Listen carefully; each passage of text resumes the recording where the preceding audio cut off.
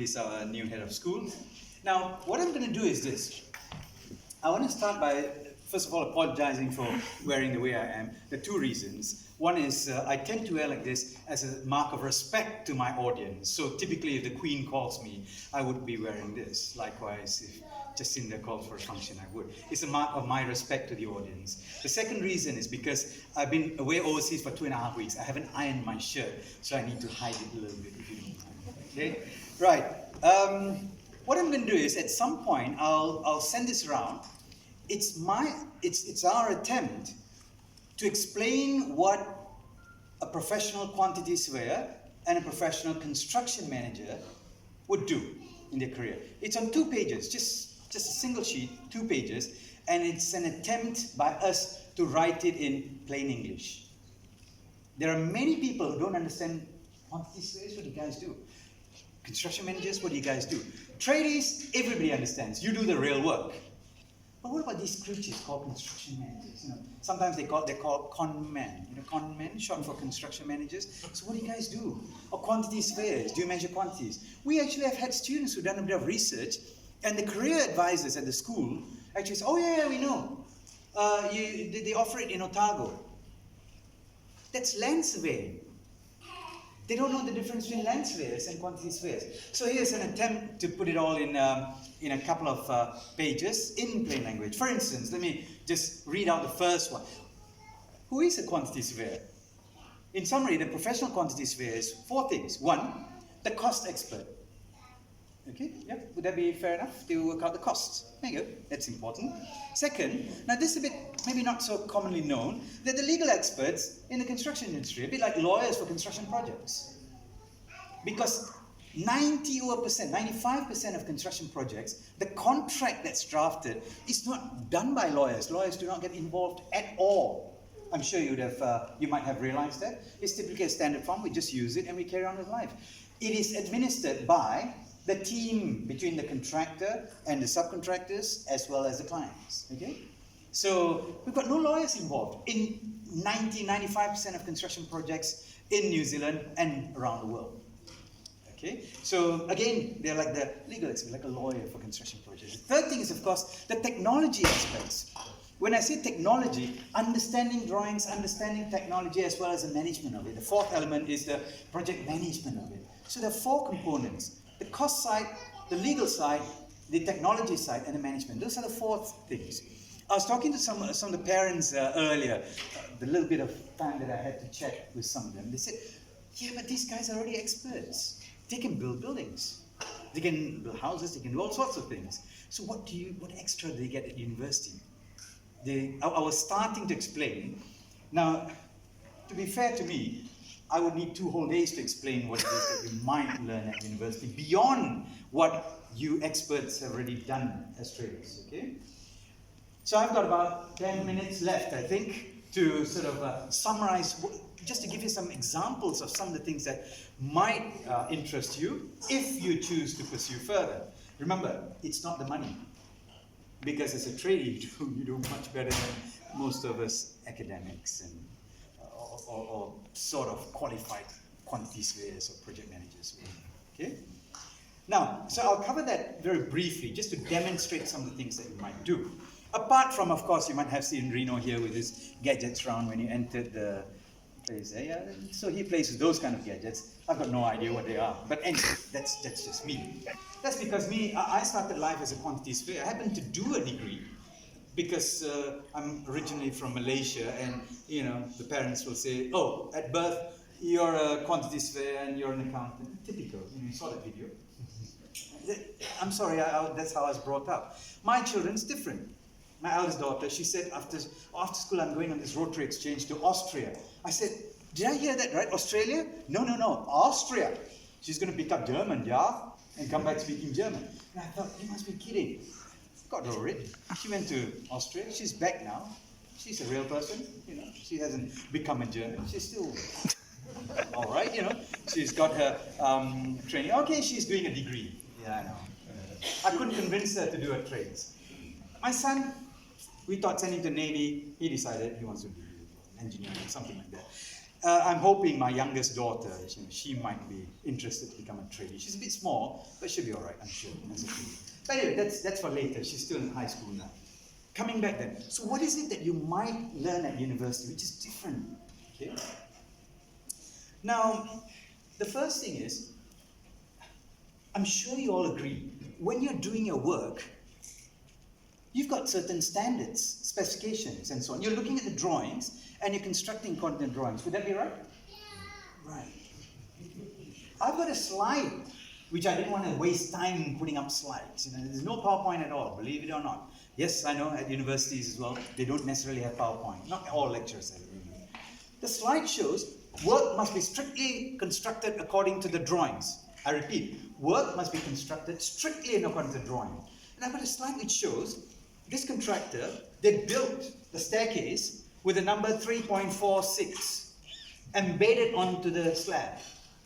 Because there was a drawing which had those numbers referring to the details. So the contractor constructed strictly in accordance with the drawings, including the number embedded. Is that the extent to which you're supposed to construct? The answer is obviously no, right? But as I said, and of course architects tend to clout drawings. You know there are variations in clout drawings, yeah? Oh yeah, the contractor had a hole in the slab, it was strictly in accordance with the drawing. So the point here is, of course, that's just in jest, right? But the point here is, how many of us, when I say us, I include parents, because you're potential house owners, who want to build a house, or the tradies, or people like us. How many of us really understand the contract that we enter into? What New Zealand Standards 3910?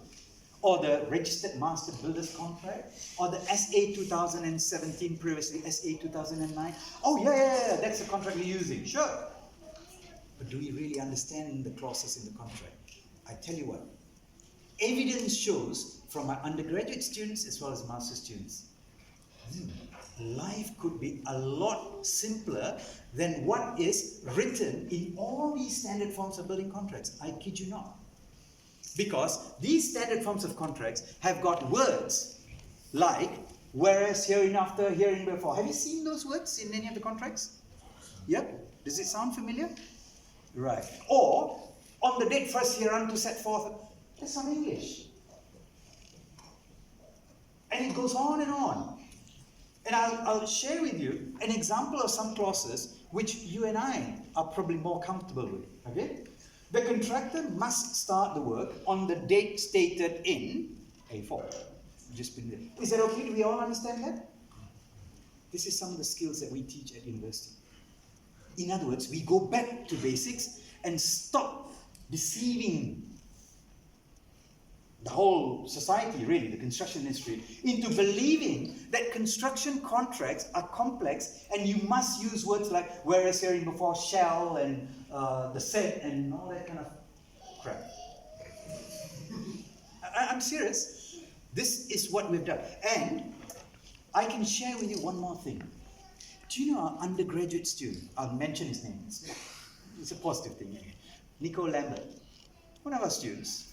He did his undergraduate, then he went, I don't know why he keep going to Australia. And he went to Australia, then he realized, life here was better. He came back here, and it's working. He was part of the team that drafted, you can just search it yourself, the NZIQS, New Zealand Institute of Quantity Surveyors Standard Consultancy Contract. He was one of the chaps that drafted that contract, entirely in plain language, without all those fancy words. Okay? And I would also want to share with you that it was published in November last year. It is the world's first QS consultancy contract to get the Clear English Standard accreditation from the Plain Language Commission UK. That was born in New Zealand out of a graduate from Massey University who probably might have said, he might have been somewhere around there. So those are the targets, smart kids. It could have been there. I'm not sure. I can't remember. Okay. Seriously, and you can see his name and so on. I can give you lots and lots and lots of examples. By the way, this particular one that I read off is just some of the things that we teach. I know I've emphasized on the contract side, but it's critically important. So when you're building something, what's the standard? Well, it depends on what the contract says. And if you don't understand the contract, where do you stand? And then somebody doesn't pay you. What are your rights? So there's a whole heap of things within my area of expertise, which happens to be contracts. Of course, if Reno were to talk, he's Italian, he'll keep on talking, long time, you know. And of course it'll be interesting, he's got his own story to tell. Monty too will have his own story to tell. We're all different, but we all teach into an overall degree program that covers a whole heap of things. If the BCITO is interested, we can always organize a session, maybe half day. I can get a whole bunch of us coming to talk to your people about opportunities beyond your current skills that you have. And let me say this very, very, very clearly. The skills that you have are real skills. It's hands-on. It's the real deal. At university, there are elements of theory as well, but it serves a different purpose. It's not for everybody. But if you choose to, we too have additional skills beyond what you already have that we can offer, apart from playing with virtual reality, building information modeling, and drafting contracts, and costing, and expert systems. Expert systems means using artificial intelligence, where the computer can work out by you just plugging a few answers how much this building is going to cost, or feasibility study, or whatever. So there is a slightly different pathway that you can pursue for some of you who might be interested. Anyway, that was that. I will circulate this quietly whilst you carry on with the rest of it. And is that okay? Yeah. And should I wrap up now? Yeah.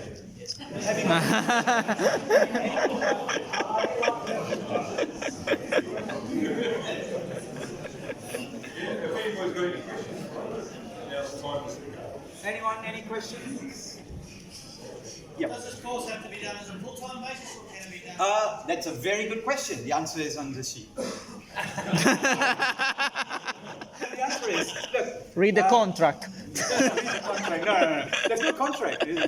Look, I can talk about oral contracts and written contracts, I won't. Anyway, the answer is, it's a 3-year degree if you do it full-time. But all our students at Massey who are eligible to work, that means they're typically locals or residents, are working full-time in the third part. So it's first part, second part, third part, or 3 years. Right? During the third year, they're all working full-time. Those who are eligible to work are working full-time, earning, as you might read, between 40 and 55,000. I know the national average of salary in New Zealand is about 50, is that right? National average is about 50, 51,000. Yeah, is that Oh. declared income? Oh, don't necessarily declare. All right, sorry, I don't want to know. We don't get into trouble here. Yeah, declared income. You know, people who earn a bit of okay, so they're earning about that and they're working full time. The reason is because in the third year, the degree is structured in such a way you don't have weekly lectures. You don't have to struggle the way you did when you did your training course. I know you struggle. So they just come for each subject or module. They would have come for 3 or 4 days of 9 to 5, 9 to 5, 9 to 5, 9 to 5. The rest of the time is online. Assignments are done online. So that means you're working full time. The evenings you're just going to do assignment, or the weekends or whatever. So that's in the third year. So has that answered your question? So yeah, they would have been, and most of them will be doing it part-time anyway. International students are allowed 20 hours of work. So, any other questions? Okay, no, good. So thanks for this opportunity. Yeah, thanks a lot for coming along. Woo!